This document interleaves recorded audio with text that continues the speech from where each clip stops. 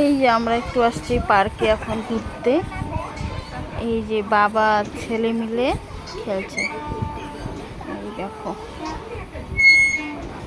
বাবা আর ছেলে দোলদোল খেলছে।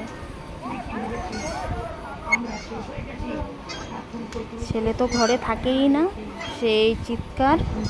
নিয়ে গেলাম পার্কে একটু। পার্ক এখন মা মানে আমি আমার ছেলে দোলদোল খেলছি।